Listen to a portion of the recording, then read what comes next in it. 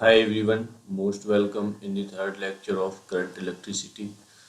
You can download the notes of this lecture from exam.com/13434 1031. So we are going to cover the following things in this lecture. इस lecture में हम ये कुछ चीज़ें discuss करेंगे। NDA के prospective से अगर मैं बात करूं तो ये लेक्चर आपका इम्पोर्टेंट लेक्चर होगा। क्यों? क्योंकि हम जो डिस्कस करेंगे इसमें combination of resistance, electric power, KVL, KCL, यहाँ से आप मान के चलिए क्वेश्चन बनता ही बनता है। वो एक सिंपल सा सर्किट दे देगा, जैसे मैंने स्टार्टिंग में बताई थी। सिंपल से सर्किट में आपको केवीएल केसीएल लगा के या इलेक्ट्रिक पावर कैलकुलेट करने को, या आपका जो है रजिस्टर का कॉम्बिनेशन कुछ होगा, उससे आपको निकालने को दे देगा वोल्टेज या करंट। तो इस प्रोस्पेक्टिव से आज का लेक्चर बहुत ही इम्पोर्टेंट होने वाला है, तो मैं चाहूँगा कि आप थोड़ा सा इसे ध्यान से सुनिए। तो रजिस्टिविटी हम डिस्कस करेंगे, फिर कॉम्बिनेशन ऑफ रेजिस्टेंस डिस्कस करेंगे, फिर इलेक्ट्रिक पावर, और फिर power voltage, rating of electrical appliance है, गैल्वेनोमीटर है, किरचॉफ लॉ है, और केवीएल एंड केसीएल इसके बाद हम डिस्कस करेंगे। तो चलिए स्टार्ट करते हैं इस लेक्चर को फ्रॉम रजिस्टिविटी। तो रजिस्टिविटी के बारे में हम थोड़ी सी तो बात पहले भी लेक्चर में कर चुके हैं कि R equals to rho upon A कैसे आया था, वो हम पिछले लेक्चर में देख चुके हैं। तो ये आपका फिर रो आ जाता है, ये इसको हम रजिस्टिविटी बोल देते हैं। अगर मैं इसकी डेफिनेशन देना चाहूँ तो कैसे देंगे? यूनिट क्रॉस सेक्शन एरिया से यूनिट लेंथ के वायर का जो रेजिस्टेंस होगा, उस रेजिस्टेंस के इक्वल उस मटेरियल की रेजिस्टिविटी होगी। By using formula the definition of resistivity, let us take the conductor having the area of unit cross section and length of 1 meter, and so resistivity is equal to the resistance of that material. जहाँ तक रही unit की बात, unit इसकी are की ओम है, इसकी metre square है, तो इसकी मीटर, तो इसकी जो रेजिस्टिविटी हो जाएगी वो ओम मीटर हो जाएगी। तो ये इसकी डेफिनेशन रही विद बाय द फॉर्मूला। ये आपका जो रहा उसकी यूनिट रही। कुछ और चीज़ें हैं इसमें, ऐसा यूनिट हो गई। सबसे इम्पोर्टेंट चीज़ जो एनडीए में पूछी गई, ये बेटा बहुत important point, resistivity of substance does not depends on the length and the thickness, it depends only the nature of substance. The resistivity of substance is characteristics properly, so we use the resistivity value to compare the resistance of two or more substance. बेटा actual में confusion कहाँ होता है? R equals to rho L upon A, rho का मैंने formula रख दिया are A upon L. अब मुझे ये लगता है कि जो रो है वो एक्चुअल में डिपेंड कर रहा है ए पर, और रो डिपेंड कर रहा है आपका एल पर, इन्वर्सली प्रोपोर्शनल, अलग अलग। तो ये अगर आर कांस्टेंट है और एल कांस्टेंट है तब तो ये बात सही है बेटा कि ए पर डिपेंड कर रहा है, या वो आर और ए कांस्टेंट तब ये एल पर डिपेंड कर रहा है।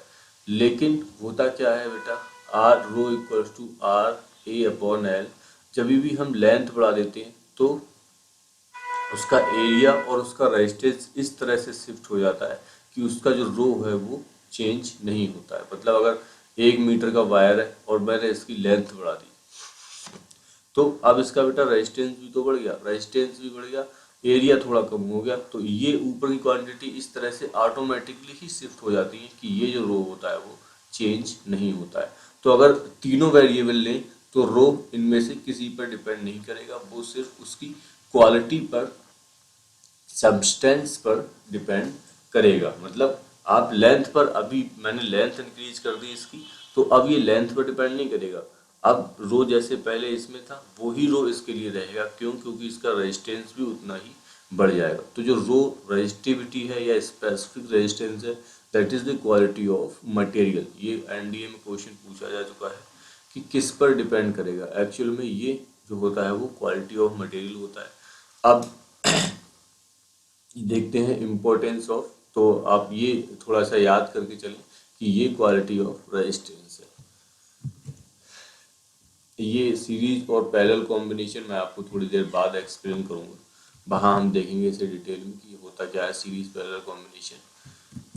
फिर importance of resistivity, good conductor of electricity should have low resistivity.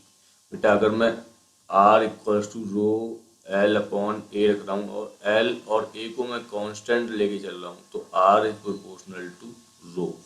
बेटा देखिए यहाँ पर मैंने कांस्टेंट लेके चला है, एक्चुअल में ऐसा होगा नहीं, मतलब अगर मैं नॉर्मल खींचूँ किसी वायर को तो L और A कांस्टेंट रह जाएं, ऐसा बेटा होगा नहीं।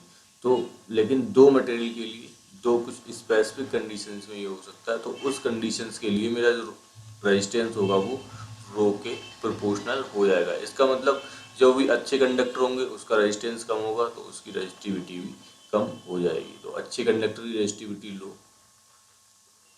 पुअर कंडक्टर की रेजिस्टिविटी हाई। नेक्स्ट बेटा दिया हुआ है आपका point, resistivity of alloys are much higher those of pure metal. जो रेजिस्टिविटी अलॉय की होती है वो ज़्यादा हाई होती है थोड़ी सी, क्यों? क्योंकि जो रेजिस्टेंस उनका होता है वो भी थोड़ा हाई होता है। फिर बेटा नाइक्रोम अलॉय जो होता है वो हीट के लिए यूज किया जाता है, इसका मतलब इसकी रेजिस्टिविटी और रेजिस्टेंस ज़्यादा हाई होना चाहिए। रेजिस्टेंस ज़्यादा हाई होने मतलब जो ये जो करंट है, करंट को पास नहीं होने देना चाहिए। अगर करंट पास नहीं होगा तो जितना भी बहुत हाई रेजिस्टेंस है मतलब सारा का सारा करंट यहीं रुकेगा, यही कंज्यूम कर लेगा। मतलब उस करंट को कंज्यूम करके, या मैं कहूँ उस पावर को कंज्यूम करके ये अपने आप कुछ एनर्जी प्रोड्यूस करेगा। वो एनर्जी चाहे लाइट के फॉर्म में या हीट के फॉर्म में हो। तो इसलिए इसकी जो डिज़ाइन है उसे बनाने में हम हीटिंग एलिमेंट बनाने में यूज़ करते हैं। तो nichrome alloy is use of heating element. क्यों हीटिंग एलिमेंट में? क्योंकि इसका रेजिस्टेंस बहुत हाई होता है तो ये फ्लो नहीं होने देता है, तो सारा के सारा करंट यहीं कंज्यूम कर लेगा सारी एनर्जी, और फिर उस एनर्जी को उसकी हीट में चेंज कर देगा।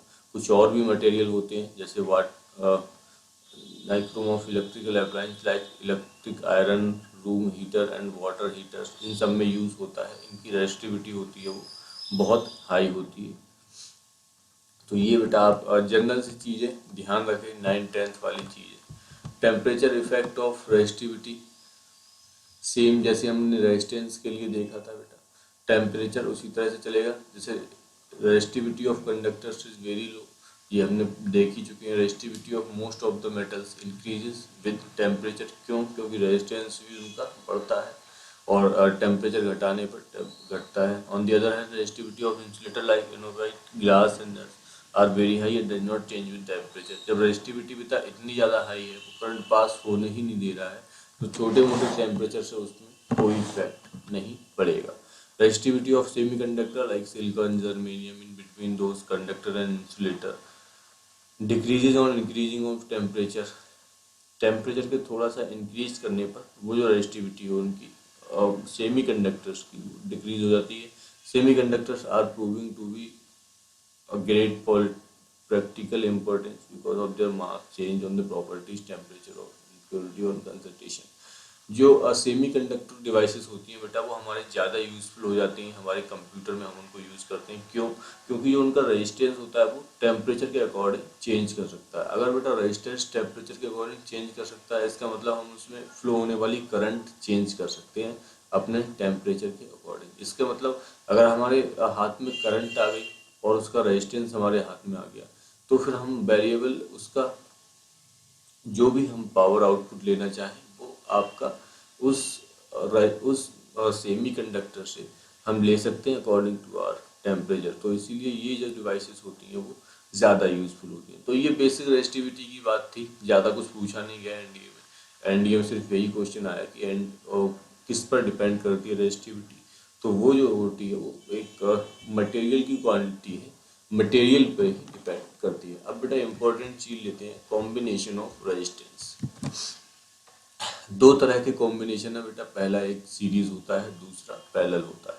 सीरीज अगर मैं बोलूँ कि ये एक R1 है, इसके दोनों सिरों, इसके एक सिरे से मैं ये R2 ऐड कर रहा हूँ, फिर इसके एक सिरे से मैं ये R3 ऐड कर रहा हूँ, और यहाँ पर मैं कोई बैटरी लगा रहा हूँ like in given figure.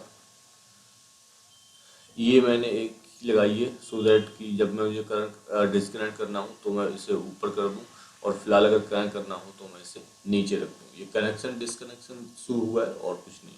Suppose that इसमें आई करंट फ्लो हो रहा है, तो रेजिस्टेंस इस सीरीज में बेटा क्या होगा, जो टोटल बैटरी का वोल्टेज होगा वो इन तीनों पर ड्रॉप होगा। तो V इक्वल्स टू इस पर voltage drop V1, suppose that इस पर V2 V3, तो टोटल जो वोल्टेज होगा वो इन दोनों पर ड्रॉप ही होगा, V1 V2 V3 बेटा। बस आपका यहाँ पुट कर दीजिए, V किस क्या आएगा, V मतलब टोटल वोल्टेज मतलब total current into total resistance, मुझे पता नहीं कितना है लेकिन जो भी है R इक्विवेलेंट है। V1 इस पर ड्रॉप मतलब I1 इस पर करंट, और R1 इसका रेजिस्टेंस। I1 कहूँ या बेटा I कहूँ, एक ही करंट हो जा रही है। फिर I R2 दूसरे में, फिर I R3, मतलब R equivalent equals to R1 plus R2 plus R3। इसका मतलब जब भी आपको सीरीज में दिए गए हो रेजिस्टेंस, आप सीधे ही उन्हें ऐड कर दें, उसमें कुछ नहीं करें। मैं बोलूँ कि दो, इनकी वैल्यू है 2 3 4, तो आर इक्विवेलेंट बताओ, तो आप 2 + 3 + 4 इक्वल्स टू 9 ओम कर सकते हैं डायरेक्टली ही। तो ये बेटा सीरीज कॉम्बिनेशन था, सीरीज में इस तरह से हम कर सकते हैं। ये इसका प्रूफ है टोटल वोल्टेज ड्रॉप, तो ये फाइनली आ जाएगा। इसके बाद कुछ नोट्स मैं आपको रिमाइंड कराता हूँ। Current is same in all resistor, हमने उसमें देखा हुआ है। The total voltage across is total the sum of voltage drop, बिल्कुल सही बात है, हमने वहाँ भी देखी हुई है। Equivalent register is greater of any individual resistance series combination. ये एक इम्पोर्टेंट पॉइंट है, क्योंकि बेटा सीरीज में डायरेक्टली ही आपके रेजिस्टेंस ऐड होते चले जाते हैं, तो इसीलिए किसी भी रेजिस्टेंस की वैल्यू के लिए वैल्यू से वो जो सीरीज का रेजिस्टेंस टोटल होके आएगा वो ऑब्वियसली ज़्यादा ही होगा। नेक्स्ट बेटा है पैरेलल कॉम्बिनेशन ऑफ रेजिस्टेंस। तो नेक्स्ट ये मैंने पैरेलल बना दिया। पैरेलल में बेटा ये दोनों जो सिरे होते हैं वो दोनों सिरे से ही रेजिस्टेंस जुड़ता है। ये मैंने एक सिरा से जोड़ दिया, ये R1, this is R2, and we are going to put the battery here, so this is V। अब बेटा क्या होगा, पिछले वाले में हमने वोल्टेज का डिवाइड किया था, इस वाले में हम करंट को डिवाइड करेंगे। अगर आप यहाँ से ध्यान से देखें तो ये I है, तो मैं बेटा बोल सकता हूँ कि ये I1 + I2, ये current I equals to I1 + I2, बिल्कुल सही बात। अगर बेटा ये I है तो B इक्वल्स टू IR।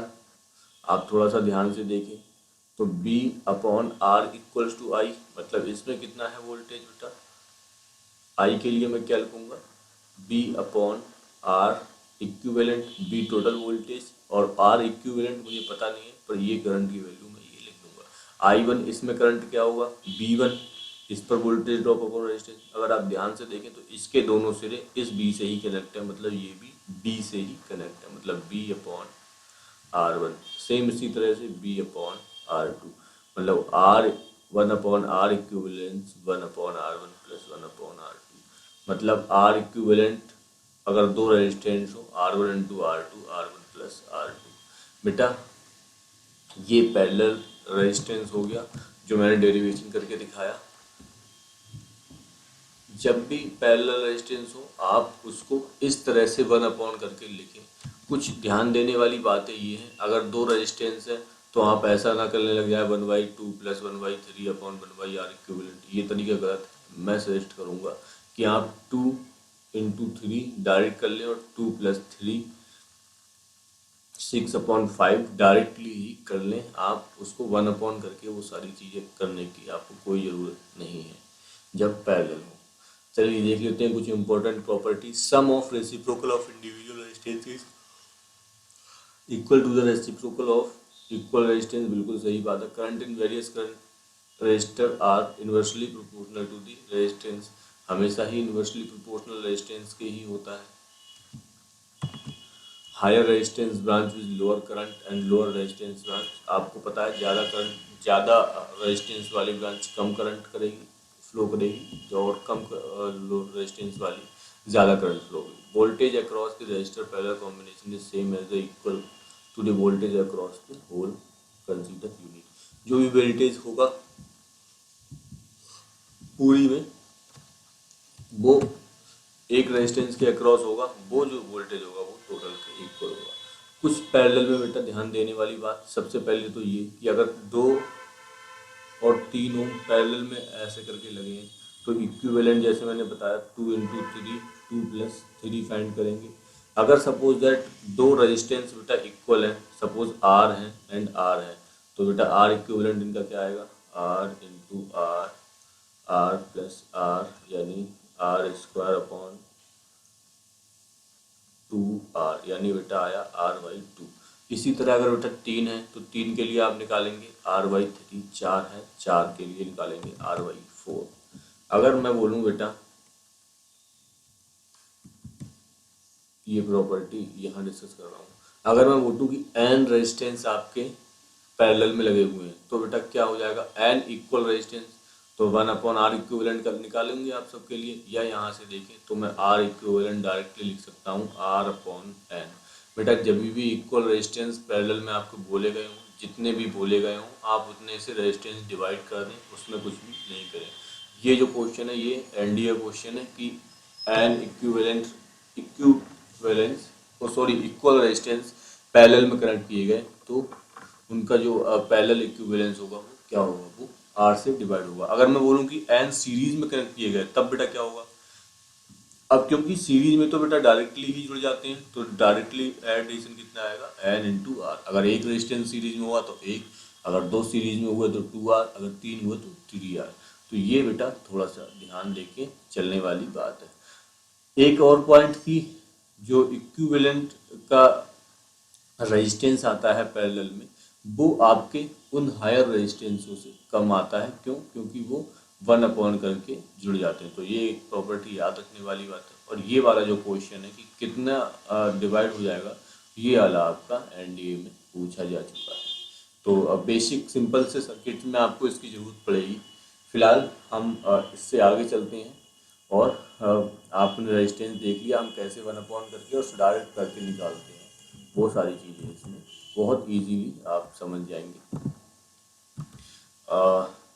इसके बाद हमारा जो नेक्स्ट है इलेक्ट्रिक पावर। बेटा इलेक्ट्रिक पावर ले रहे हैं, बहुत इम्पोर्टेंट टॉपिक है।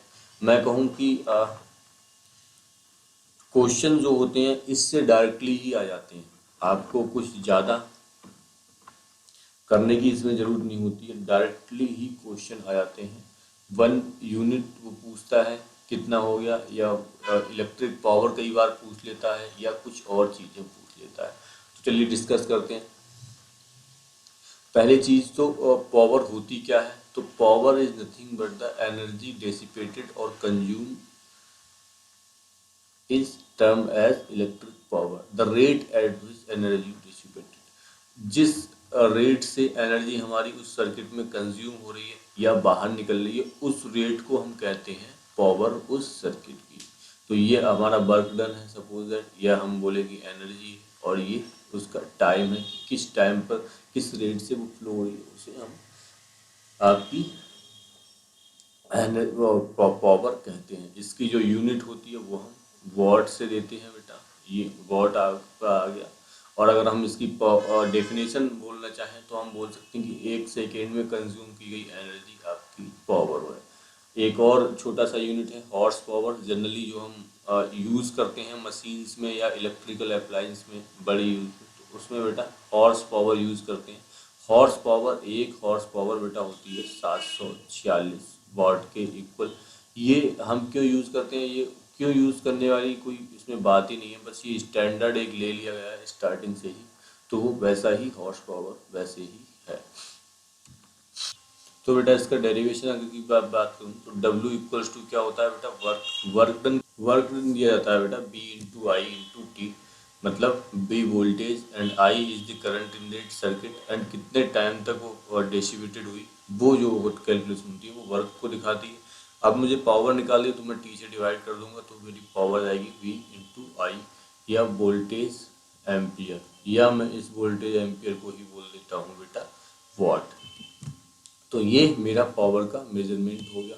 कुछ और पावर के बारे में चीज़ें दिखा लें। अब अगर मेरा P equals to I B आ गया तो बेटा B equals to I R रखूँ मैं इसमें, तो ये आ जाएगा आई स्क्वायर आर। अगर I को B अपॉन आर रख दूँ तो B स्क्वायर आर। तो ये भी पावर के फॉर्मूले ही हो जाएंगे। ये यहाँ पर बेटा B equals to I R रख दिया तो इसमें चेंज हो गया। नाउ नेक्स्ट हम देखते हैं इसके बाद। अब बेटा थोड़ी सी बात करते हैं हम वर्क से। हालांकि पावर पे भी क्वेश्चन बनते हैं, पूछे जाते हैं। वर्क होता क्या है बेटा? बेसिकली इलेक्ट्रिकल एनर्जी होती है। तो मैं आपको बताऊं, electrical energy is nothing but the total work done by the source of EMF is maintaining the electric current and circuit of given. Electric current को मेंटेन करने के लिए जो भी टोटल वर्क डन होगा उसे बेटा हम बोलेंगे इलेक्ट्रिकल एनर्जी, और उसे हम W से दिखाते हैं। तो वो जो इलेक्ट्रिकल एनर्जी है उसका मेजरमेंट हमारे घरों में भी होता है, मैं बताऊंगा उसका। तो हम कैसे इसका घरों में जो हमारा इसका यूज होता है वो आपको क्या होता है। जैसे अगर मैंने लिख दिया W equals to B into I into T, यही होती है बेटा। B और I को बेटा मैं प्रीवियस डेरिवेशन से क्या लिख सकता हूँ, पावर इंटू टी। तो मैं इलेक्ट्रिकल एनर्जी को क्या लिख सकता हूँ, पावर डेसिपेटेड इंटू टाइम। तो यहाँ से बेटा एक वो आ जाएगा इसका यूनिट, यहाँ से वॉट इंटू सेकेंड। ये बेटा एक यूनिट होती है, बन सकती है, लेकिन जो हमारे घरों में जो यूनिट यूज होती है वो होती है किलो वॉट, क्योंकि बेटा वॉट छोटा हो जाता है यूनिट। एंड जो टाइम की जो हम यूनिट यूज करते हैं इनटू आवर। तो बेटा एक किलो वॉट आवर को हम बोलते हैं एक यूनिट जो आपके मीटर के घर में लगे हुई मीटर में आती है। ये पर किलोवाट इंटू आवर में। तो अगर हम सिंपल इसको फिर से अगर हम इसे नॉर्मल ऐसा यूनिट में चेंज करें तो 1 किलोवाट को 1000 रख दें और सेकंड को इतने होंगे, तो ये वाट इंटू सेकेंड्स में आ जाएगा। या हम इसको फिर हम चेंज करें जूल में तो ये जूल में इसके कन्वर्जन भी हो जाएगा। तो ये सारी जूल में तो कभी भी नहीं पूछता है वो, पर किलोवाट आवर में पूछेगा। वो कुछ इस तरह से पूछेगा कि एनर्जी आपकी 5000 वॉट डेसिपेटेड हुई है और मैंने उस अप्लायंस को, उस गैजेट को सपोज दैट 4 आवर यूज किया, तो बताए कितनी यूनिट इसमें खर्च हुई हमारी बिजली। तो बिजली हम कैसे खर्च करेंगे, P इंटू टी। P आपका है 5K इंटू टी है आपका 4 आवर, तो 5 इंटू 4 एंड 5 किलो वाट होगा, किलो वाट इंटू आर। तो बेटा 20 किलो वाट आर मतलब 20 यूनिट जो है आपकी बिजली यूज हुई या 20 यूनिट बिजली खर्च हुई। इस तरह का क्वेश्चन बेटा एनडी में पूछा जा चुका है। अगर यही आवर्स देके वो मिनट देता 4 मिनट तक, तो हम बेटा क्या करते, यहीं से हम 5 किलो वाट इंटू 4/60 कर देते इंटू आवर्स। मतलब हम किलो वाट आवर्स में ही बनाएंगे तभी वो कैलकुलेशन होगी। अगर यह 5 नहीं देके 500 देता तो हम क्या करते, 500 फिर हम 500 दिया होता तो 10 से खुद ही ऊपर नीचे मल्टीप्लाई कर लेते और ये वाला जो 1000 था वो इसकी यूनिट में चला जाता। तो जब भी किलो वाट आवर्स आए आप उसको अलग करके उसको यूनिट बना लें, और वो किलो वाट आवर्स के आगे की जो नंबर होगा वो एक यूनिट कहलाएगी जो हमारे घरों में आती है। तो इस पर एनडीए में क्वेश्चन खूब पूछे गए हैं कि कितने यूनिट बिजली कंज्यूम होगी। तो आप ये थोड़ा सा ध्यान से पढ़ें किलो वाट आवर्स को। नाउ नेक्स्ट है बेटा power rating of electrical appliance. कुछ इलेक्ट्रिकल अप्लायंस की मैं हल्की सी पावर रेटिंग डिस्कस कर रहा हूँ, ज़्यादा कुछ नहीं लेना है क्योंकि इससे कभी डायरेक्टली क्वेश्चन नहीं आए। क्वेश्चन जो बनता है वहीं से बनता है, यूनिट से, और कितनी यूनिट बिजली खर्च हुई आपको उसमें वो पावर कंज्यूम करने में। तो पहला पॉइंट देखते हैं, every electrical appliance like electrical bulb, radio, fan has a level of average related to a voltage. अब आपने किसी भी रेडियो या किसी भी अप्लायंस पे कुछ इस तरह से लिखा हुआ होगा कि 220 वोल्ट एंड 100 वाट, या कई बार लिखा रहता है 200 वोल्ट या 50 वाट या 220 वोल्ट या 200 वाट। आपने मोस्टली इस कैटेगरी की चीज़ें अपने घरों में देखी होंगी, क्योंकि यही कैटेगरी सबसे ज़्यादा सीटेबल होती है। अगर हम एनर्जी ज़्यादा बढ़ाते हैं तो हमें मटेरियल उस तरह के लगाने पड़ते हैं जो ज़्यादा एनर्जी को कंज्यूम कर सके। तो यहाँ पर मतलब क्या होता है इन सब चीज़ों का, ये बेटा बोल्ट लिखी है तो इसका मतलब ये जो वोल्टेज है वो 220 पर काम करेगा, मतलब लिमिटिंग वोल्टेज 220 है। आप इसको 220 वोल्टेज से ज़्यादा ना दें। इस 220 वोल्टेज पे वो जो पावर प्रोड्यूस करेगा वो कितनी है, 100 वाट। तो W इक्वल्स टू अगर मैं निकालूं, P आपकी क्या है, 100 वाट। तो P इक्वल्स टू अगर मैं B अपॉन R से निकालूं तो अब मेरा 100 वाट प्रोड्यूस करेगा ये 220 वोल्ट पर आर। तो मैं इसका बेटा रेजिस्टेंस फाइंड कर सकता हूँ 220 वोल्ट अपॉन 100, मतलब ये मेरा इसका रेजिस्टेंस आ जाएगा जबकि वो डिवाइस 220 वोल्टेज पर चलती हो और 100 वाट प्रोड्यूस करती हो। तो इसका मतलब ये होता है, ये इसका रेजिस्टेंस आ जाएगा। इसी रेजिस्टेंस के अकॉर्डिंग हम उसकी इलेक्ट्रिक अप्लायंस का पावर, अगर वो सीरीज में कनेक्टेड हैं तो, अगर वो पैरेलल में कनेक्टेड हैं तो ये तो आपको घरों की प्रैक्टिकल नॉलेज होगी कि 220 वोल्ट से ज़्यादा ना चलाएं, ताकि ये 100 वाट से ज़्यादा प्रोड्यूस ना करे, ताकि जो आपकी इलेक्ट्रिक अप्लायंस है वो सेफ रहे। ये प्रैक्टिकल नॉलेज होगी।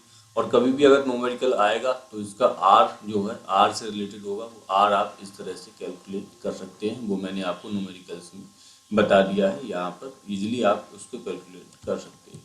तो फिलहाल एनडीए में इससे ज़्यादा कुछ क्वेश्चन आया नहीं, तो इसलिए हम बहुत ज़्यादा डिटेल में नहीं जाएंगे इसकी। फिर हल्का सा बेटा सुपर कंडक्टर देखेंगे। सुपर कंडक्टर डायरेक्टली कभी क्वेश्चन नहीं आता है। क्वेश्चन कैसे आता है कि in which of following the resistivity is very low.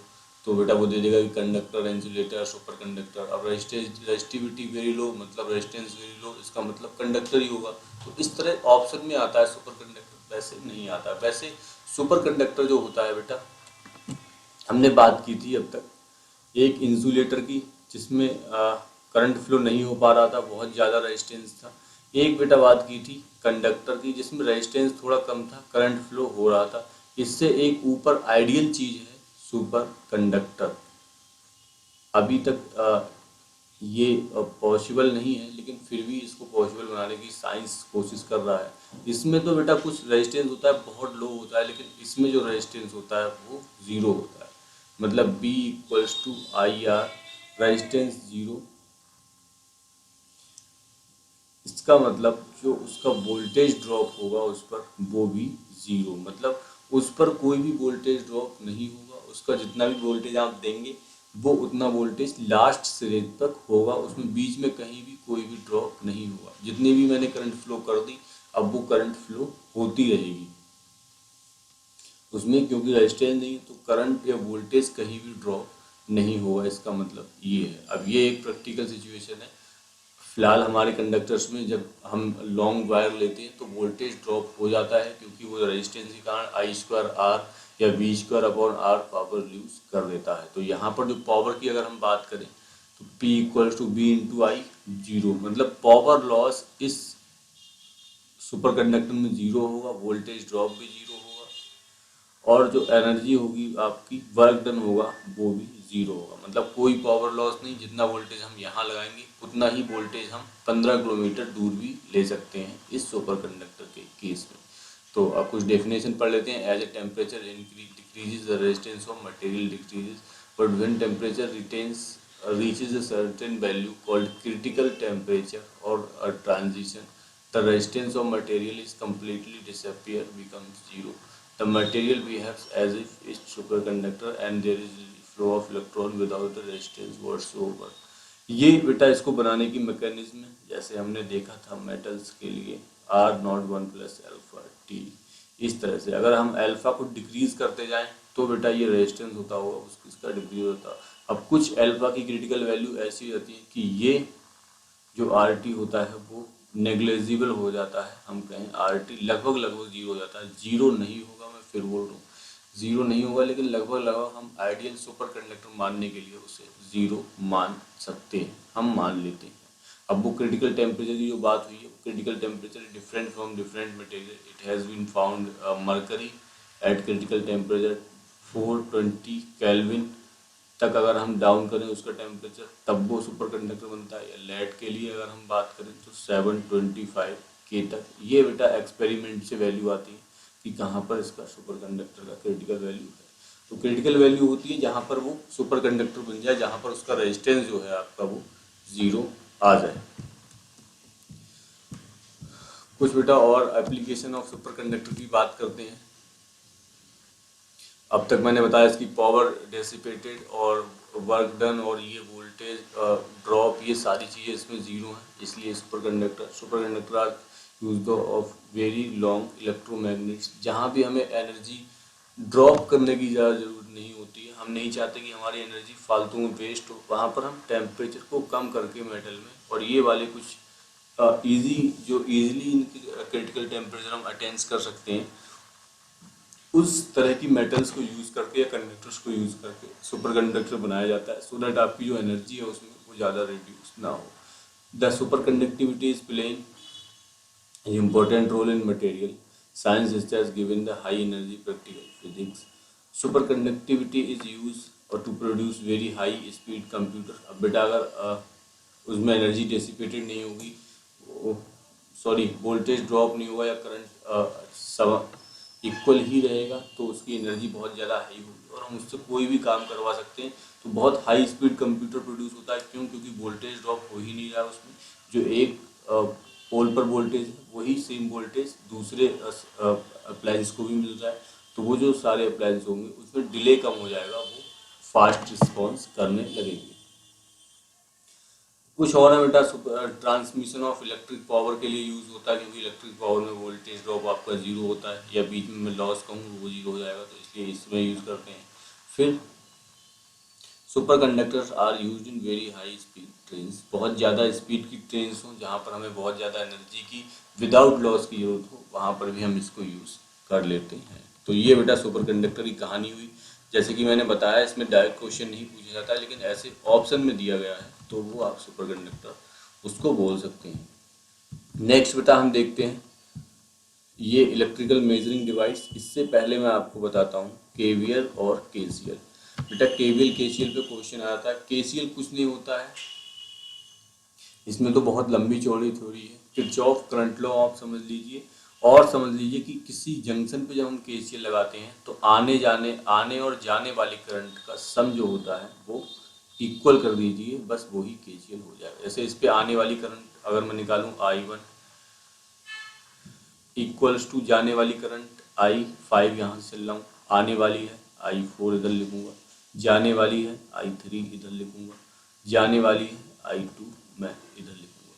तो आने वाली करंट I2 एंड I4, जाने वाली करंट ये, मतलब कंजर्वेशन ऑफ करंट।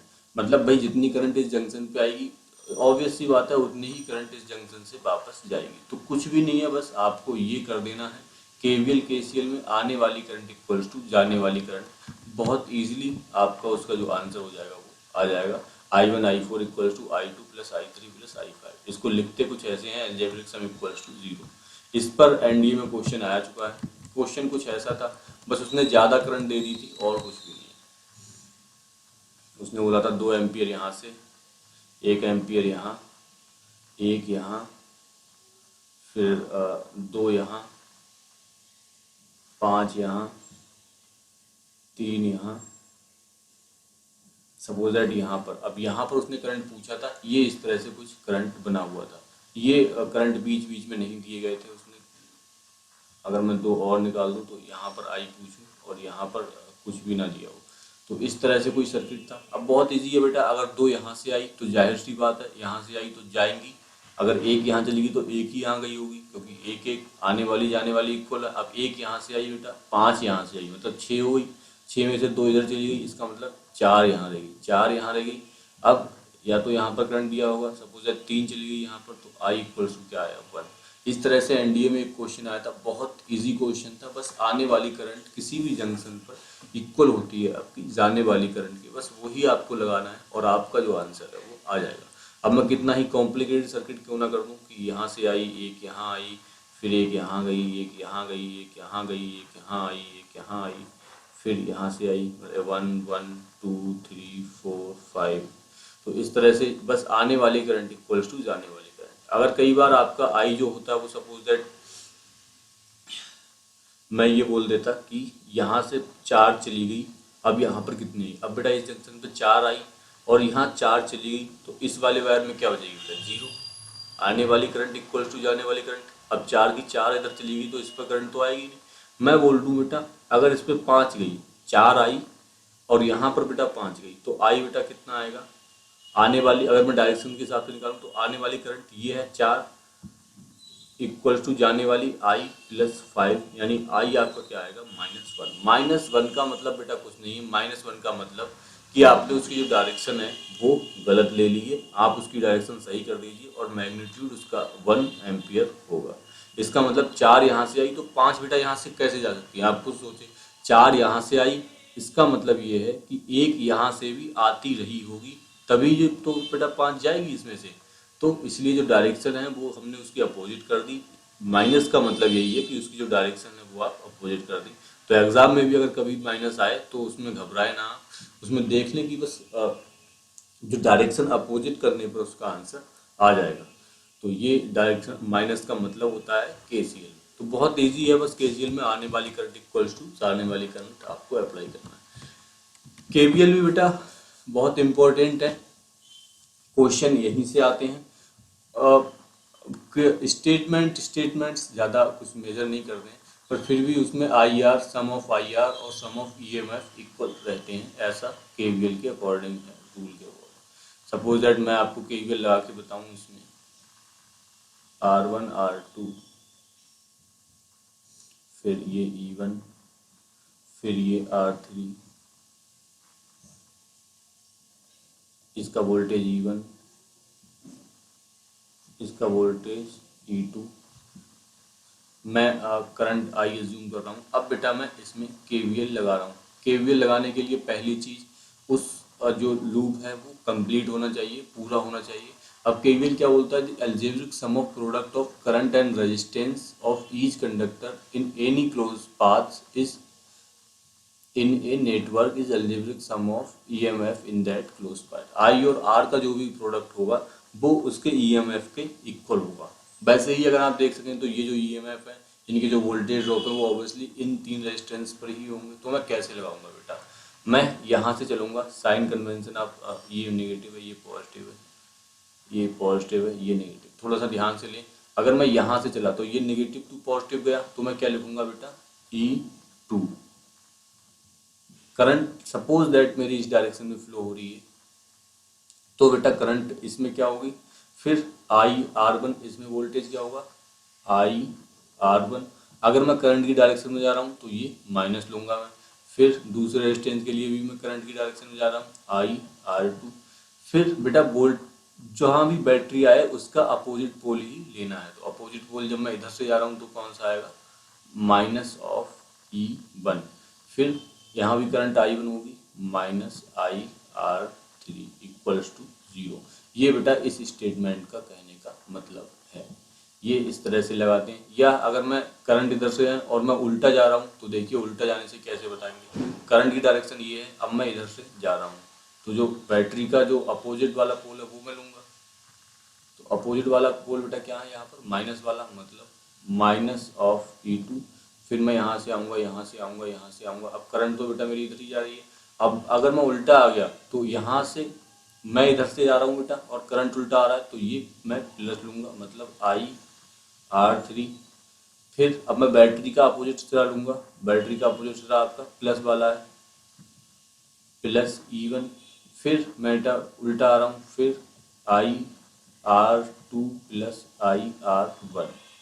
बेटा मैं चाहे करंट की डायरेक्शन में जाऊं या चाहे करंट की अपोजिट की दिशा में जाऊं, ये जो इक्वेशन है आप देख सकते हैं सेम ही है। कैसे, आप इसमें माइनस से मल्टीप्लाई कर दीजिए दोनों तरफ, जीरो पर कोई इफेक्ट पड़ेगा नहीं, और ये वाली जो माइनस से मल्टीप्लाई करेंगे तो ये वाले सारे प्लस में चेंज हो जाएंगे और ये वाली इक्वेशन आ जाएगी। तो कहने का मतलब है आप चाहे पॉजिटिव डायरेक्शन से जाइए चाहे निगेटिव डायरेक्शन से जाइए, आप केवीएल केसीएल को कैसे भी हैंडल कीजिए, बस आपकी कॉन्सेप्ट क्लियर होना चाहिए कि अगर मैं पॉजिटिव की डायरेक्शन से जा रहा हूँ तो माइनस लूँ और नेगेटिव की डायरेक्शन से जा रहा हूँ तो प्लस लूँ।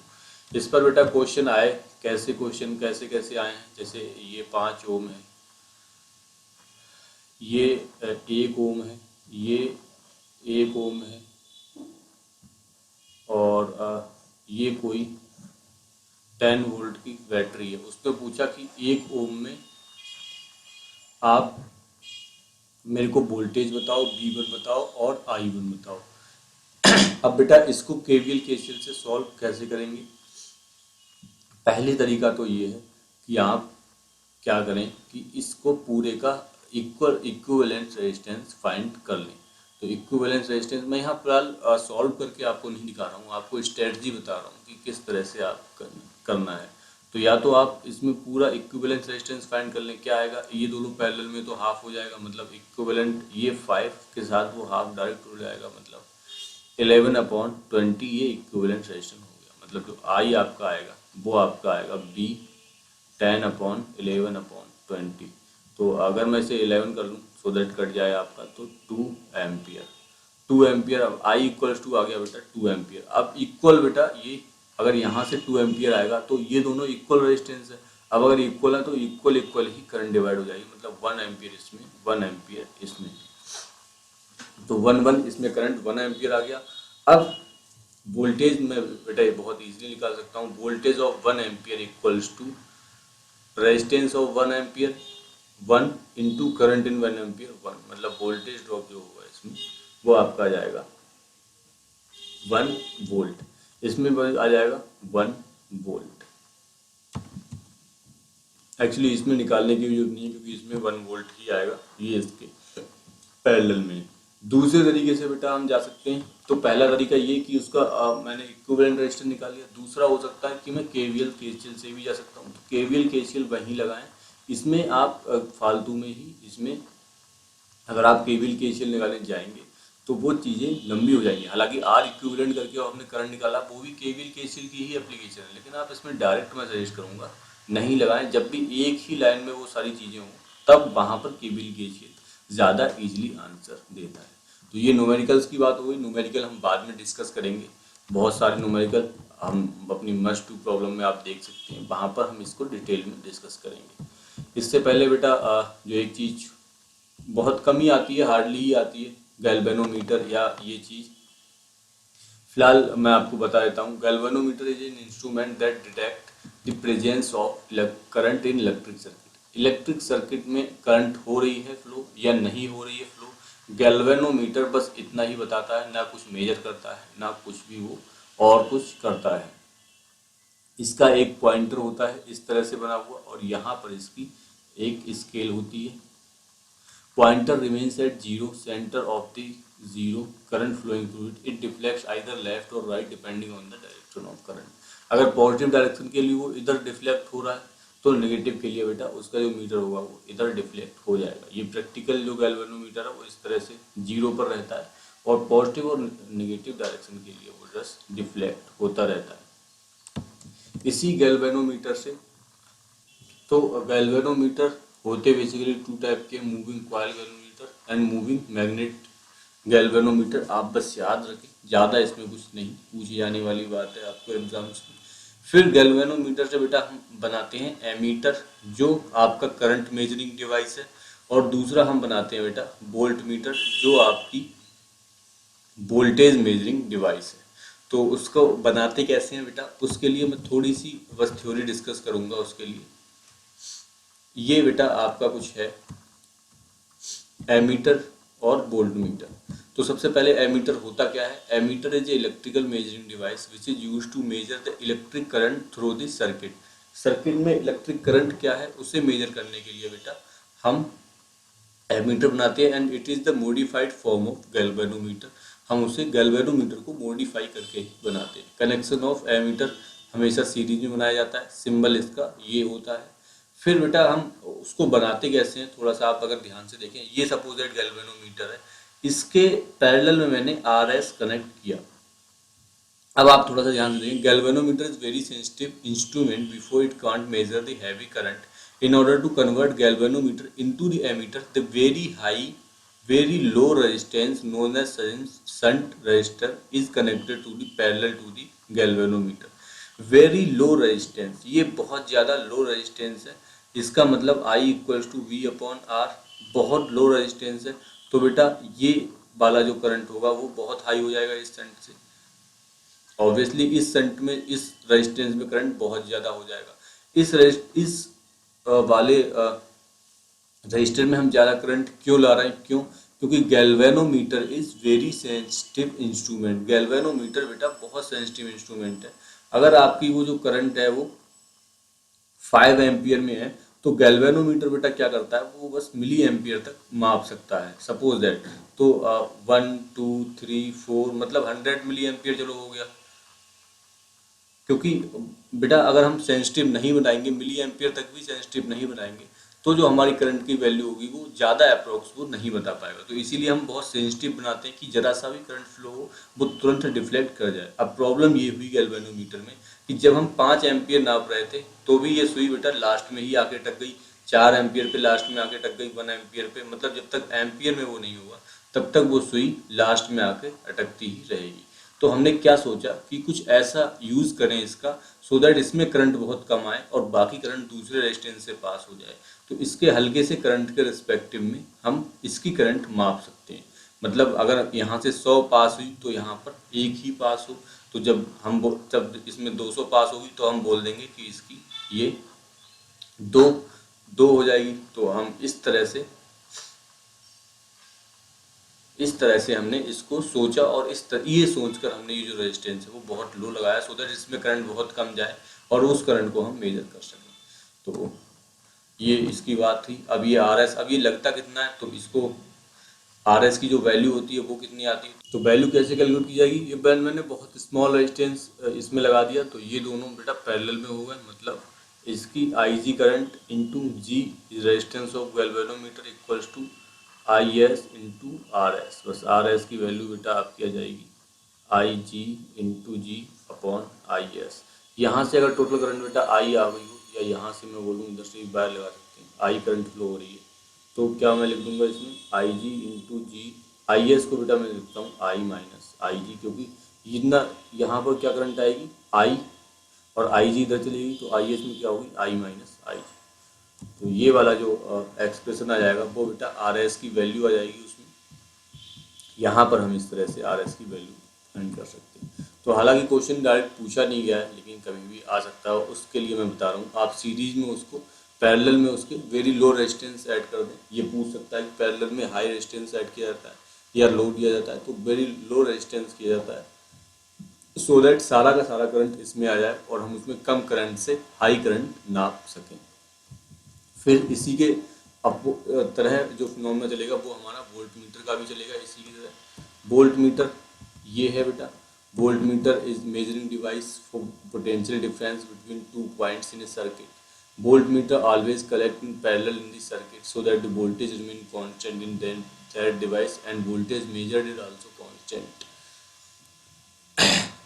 The symbol of this voltmeter is showing like that.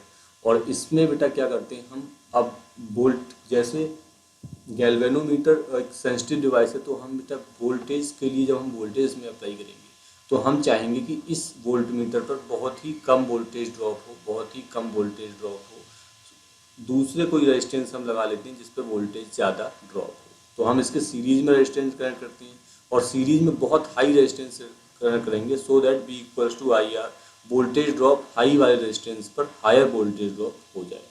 तो very sensitive instrument and it can not measure the higher potential in order to galvanometer into the voltmeter.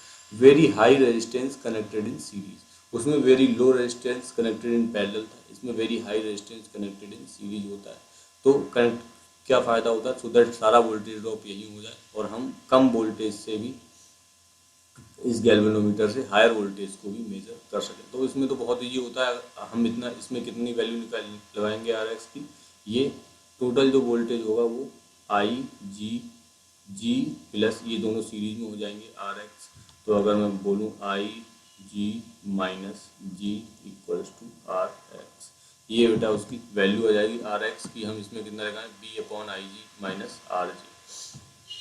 तो कभी भी अगर आपको ये सारे चीज़ें दी हुई, G is the resistance of galvanometer, तो आप उसमें कितना आर लगाएं वो फाइंड कर सकते हैं।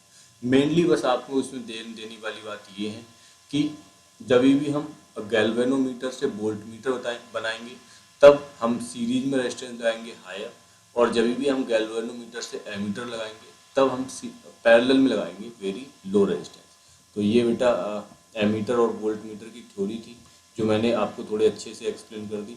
यहाँ पर हम अपना लेक्चर फिनिश करते हैं। होप आपको लेक्चर अच्छा लगा हो। इसके बेटा बाद आप हमारा मजदूर वाला प्रॉब्लम वाला लेक्चर देखिए, क्योंकि इसमें हमने सिर्फ आपको थ्योरी से बताया है, थ्योरी में क्या क्या चीज़ें हैं वो सारी चीज़ें डिटेल में डिस्कस की हैं। वहाँ पर हम न्यूमेरिकल लेंगे, जैसे न्यूमेरिकल एनडीए में आते हैं कुछ न्यूमेरिकल कुछ टाइप मैंने यहाँ भी डिस्कस किए, वहाँ हम और ज़्यादा डिटेल में पढ़ेंगे। इसके बाद आप प्रीवियस ईयर क्वेश्चन करेंगे। जब आप प्रीवियस ईयर क्वेश्चन करेंगे तो क्वेश्चन इतने ज़्यादा इजी होंगे कि आपको खुद ही हंसी आएगी कि मैं ये क्या कर रहा हूँ। तो होप आपको वीडियो पसंद आया हो। Thank you, thanks for watching.